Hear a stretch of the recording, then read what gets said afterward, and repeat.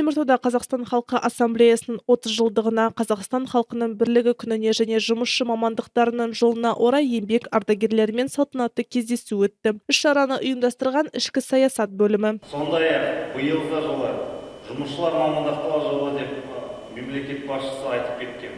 Еңбек адамына көрсететін ерекше құрметтің белгісі. Кармет кәсіпорнының ардагерлері ауырда жауапты еңбектің өндірістегі табандылықпен ерліктің жарқын үлгісі. Сіздерге қажырлы еңбектеріңіз үшін Теміртау тарихының алтын парағында тарихта саналады. Кездесуге металлургия комбинатының ұзақ жылдар бойы аянбай еңбек еткен, қала мен ел экономикасының дамуына зор үлес қосқан ардагерлері шақырылды. Оларға алғыс хаттар табысталып, адал еңбектері үшін ерекше ризашылық білдірілді. Сібір металлургия институтын тәмамдаған соң, агломератшы болып жұмысымды бастадым. Кейін қалалық орталық зертхананың басшысының орынбасары. Одан соң Аглода мен өндірісі технологиясы бойынша менеджер болдым. Жаңа зауыттардың құрылысына қатыстым.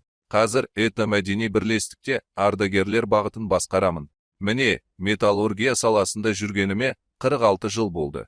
Сейчас в этнокультурном объединении.